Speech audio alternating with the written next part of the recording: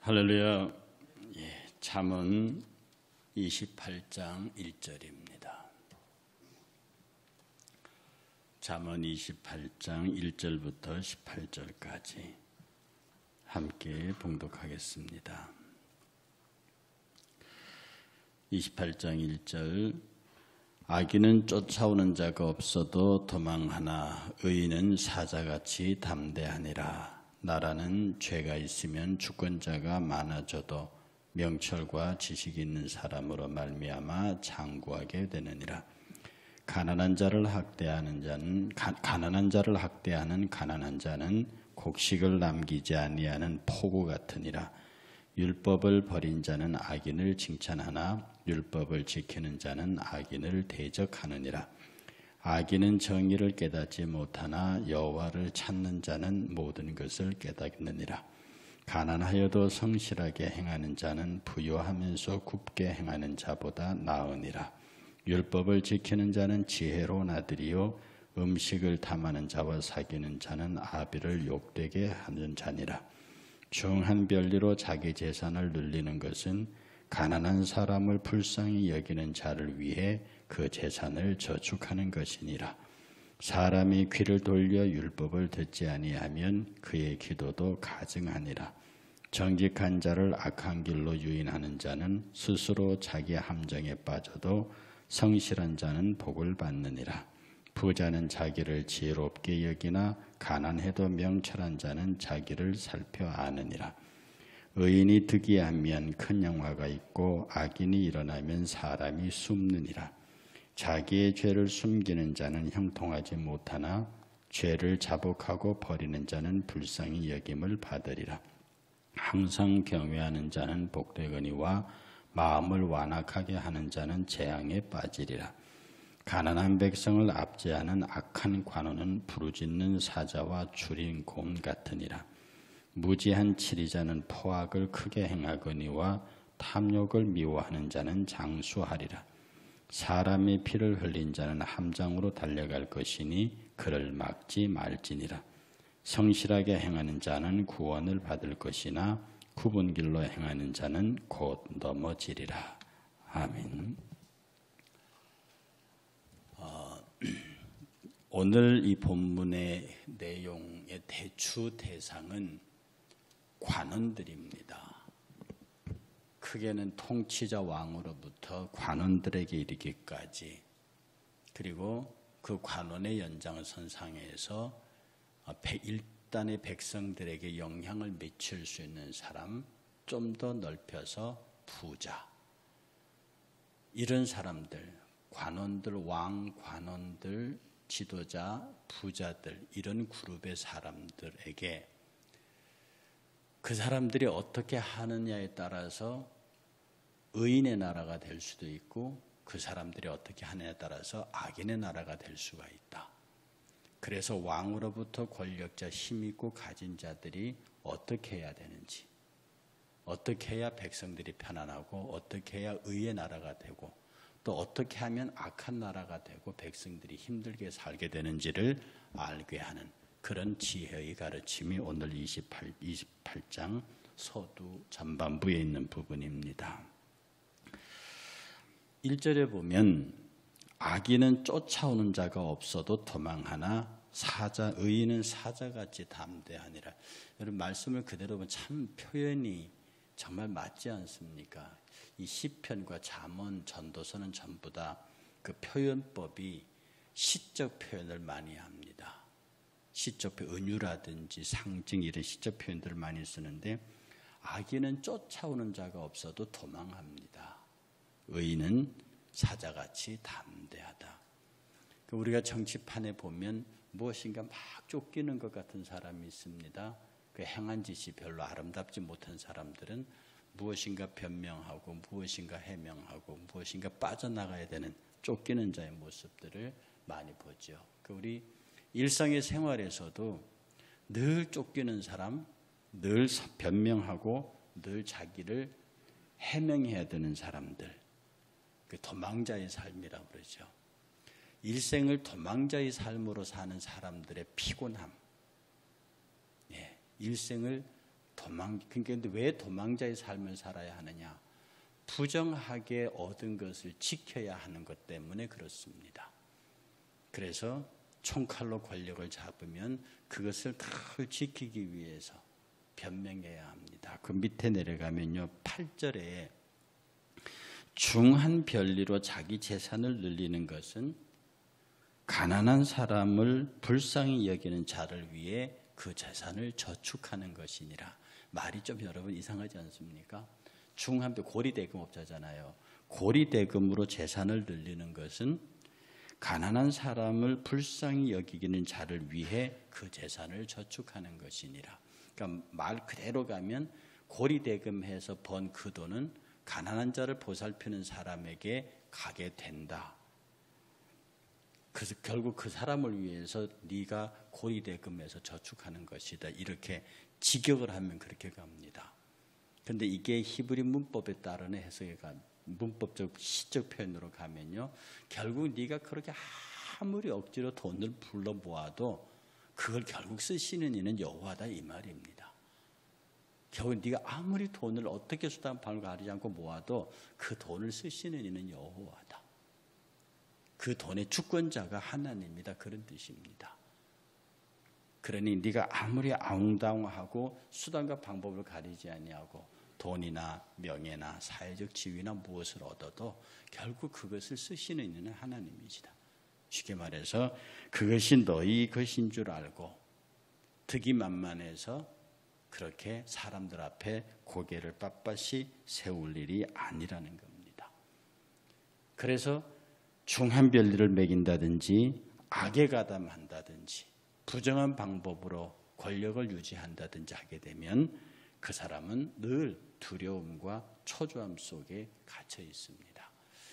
뭐 이거 왕까지 가겠습니까? 우리도 삶에서 하나님의 가르침과 악에 떠난 삶을 사는 사람들은 태연하고 큰 어려움이 와도 하나님께서 이 문제를 어떻게 해결하실 것인가를 기대에 찬 소망으로 바라보면서 문제를 대처하지만, 그렇지 않은 사람은 조금만 어떤 어려운 일 하도 혹시 하나님 나를 벌 주시는 거 아닌가, 혹시 하나님 나를 혼내시려고 하는 거 아닌가라고 하는 두려운 생각을 갖습니다.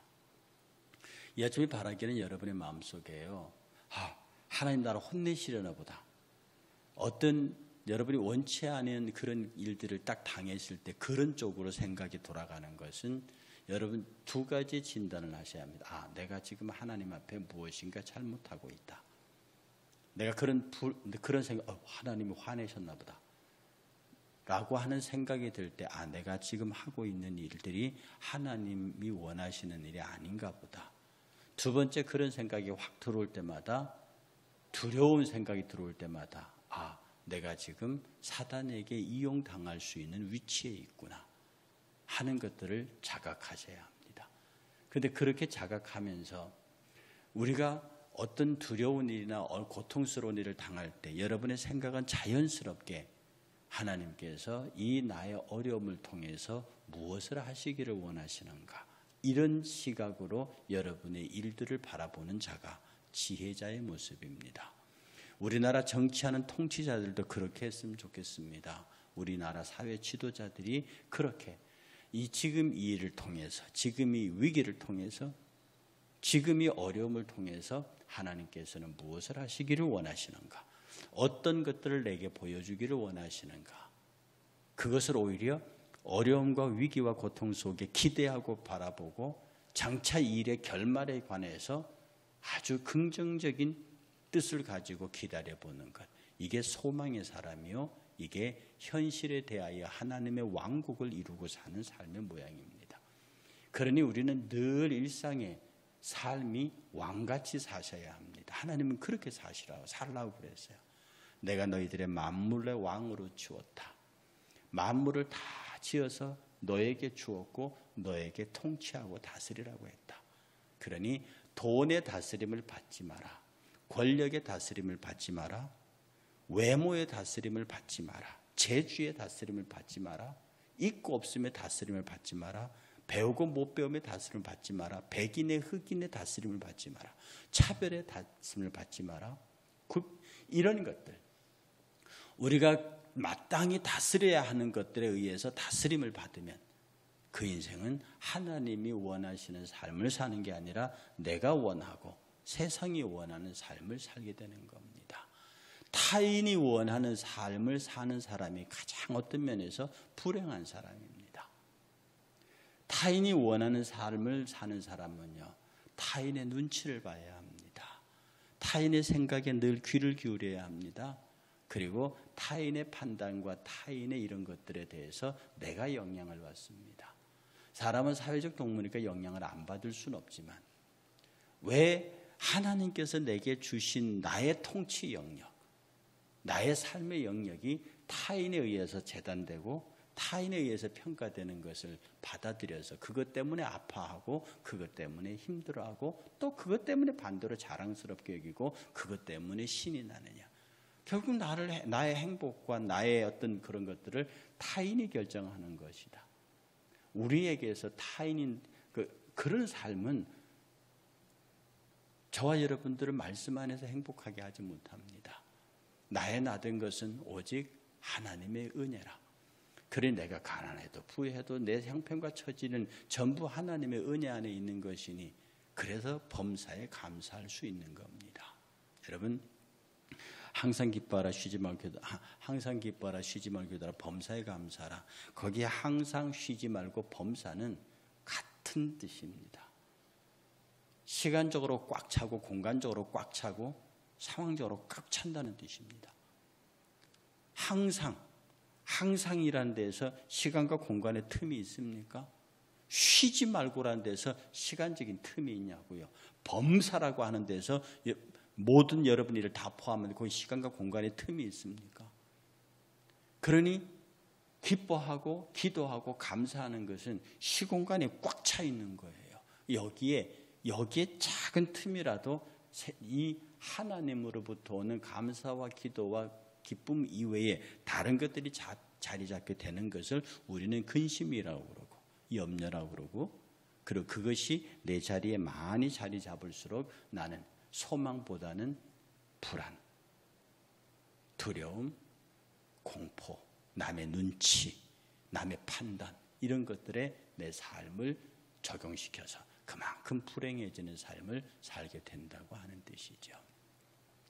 그래서요, 여러분 담대함을 가지고 세상에 아무리 중한 별리로 재산을 모으고 어떤 사람이 그렇게 했다. 그럼 여러분 이렇게 기도하는 겁니다. 그거 다 낫으라고 기도하는 거야, 니네들. 그렇게 부정한 방법으로 뭐 어떻게 재산을 늘렸다고 해도 우리는 속으로 생각하기에 그거 다 낫으라고 하는 거야. 때가 되면 하나님께서 그것을 내가 쓰게 할 거야. 뭐 수천만 원 사람들 수억의 재산을 수억을 뭐 부정한 방법으로 그 죽을 때 가져갑니까? 못 가져갑니다. 하루 세 끼 밥 먹는 것에 질의 차이는 있을지라도 횟수의 차이가 있겠습니까? 우선 보기에 그가 많은 것으로 마음대로 누리는 것 같지만 결국 그것은 하나님이 쓰십니다. 하나님이 나를 통하여 쓰실 것이고 하나님이 당신이 예비된 사람을 통하여 쓰게 될 것이다. 제발 여러분들이 세상에 대하여 자신감을 가지셔야 합니다. 세상의 사람에 대하여, 세상의 물질에 대하여, 세상의 일에 대하여 자신감을 가지고 그 자신감의 배경은 하나님이 나를 통하여 이 모든 것들을 일하시고 경영하실 것이라고 하는 자신감입니다. 그러니 세상에 관하여 여러분들이 어떤 일을 하더라도 너희가 진리를 알지니 너희가 예수 그리스도를 알지니 너희가 말씀을 알지니 너희가 성령을 알지니 이것이 너희를 자유하게 하리라. 세상으로부터 자유하게 하리라. 세상의 돈과 권력과 외모와 이런 것들로부터 너희를 자유하게 하리라. 그렇습니다. 내가 세상을 모를지니 내가 세상을 모를지니 세상에 매일 일이 없는 겁니다. 내가 진리를 알지니 진리에 매이는 거죠. 내가 예수 그리스도를 아니 예수 그리스도에 매이는 겁니다. 그러니 이것이 지혜자의 삶이고 이것이 오늘 본문이 가르치는 의로운 관원들의 생각이 이러하면 그 나라는 행복할 수밖에 없습니다. 의로운 관원들이 다스리는 사회, 나라. 그래서 오늘도 우리도 이 나라와 이 민족을 위해서 하나님 이 나라와 이 민족의 지도자들이 당신을 통하여 하나님이 일하신다는 생각을 갖게 하십시오. 비록 그들이 신앙인이 아니더라도 자기가 그 역사의 현장에서 그 자리에 있을 때 하나님께서 그를 강력하게 주장하사 하나님의 통치가 그를 통하여 이루어지고 있음을 그가 깨닫게 하시옵소서. 그가 신앙이든 아니든 하나님 두려워할 줄 알게 하시고 우리나라 이 땅의 모든 위정자들이 교회와 그 종들과 그 백성들의 말을 무겁게 들을 수 있도록 그렇게 복 있는 나라가 되게 하십시오. 지금 여러분 차별금지법이 발의되어 있습니다. 지금 여당이 180석 가까웠게 되어 있기 때문에 이건 개헌선 아닙니까? 그 정도 의석을 갖고 있기 때문에 이번에 차별금지법이 통과될 확률이 대단히 높습니다. 여러분이 기도해 주셔야 하고 청와대와 국회 청원에 여러분의 의사를 밝혀줄 필요가 있는 것이 당연히 차별을 금지해야죠. 인종과 성별과 학력과 차별 금지해야죠. 그러나 소위 말해서 포괄적 차별, 무조건 목회자가 강단에 서서 오직 예수 그리스도 외에는 구원이 없습니다. 이렇게 말하면 종교 차별이 됩니다. 형사범 대상이라고요. 오직 교회만 구원이 있습니다. 앞으로 이런 설교 못합니다. 열흘 밖에 나가서 길거리에 전도 못합니다. 동성애자 결혼 주례 청회 왔을 때 거절하면 형사범 대상이 됩니다. 이런 신뢰들이 여러분 설마 하는 거 아닙니다. 지금 그 조항이 다 들어가 있습니다. 그래서 차별금지를 금하자는 게 아니라 포괄적 차별금지. 하여튼 살아있는 이 세상에서 서로를 차별하는 건 몽땅 다 처벌하겠다는 이 법인데 오늘 한국교회가 너무 무지하고 그래서 버려지고 있습니다. 지금 이렇게 의석이 많은 여당이 발의해서 밀어붙이는 이것들을 보면서 하나님의 통치에 이렇게 역행하는 이 나라가 어떻게 하려고 그러는가. 여러분들이 기도 많이 하시고 이 차별금지법의 시도가 좌절될 수 있도록 그리고 제대로 된 차별금지법, 포괄적이 아니라 정말로 차별을 당하지 말아야 할 사람들이 차별당하지 못하게 하는 법이 만들어지고 진리와 복음과 은혜의 법을 막는 악법이 생겨나지 않도록 여러분들이 더욱더 기도하는, 그래서 우리나라가 복 있는 나라가 될 수 있기를, 선한 관원의 통치가 하나님의 역사를 통해서 나타날 수 있는 우리나라가 되도록 여러분이 기도해 주실 것을 주의 이름으로 축원합니다. 찬송.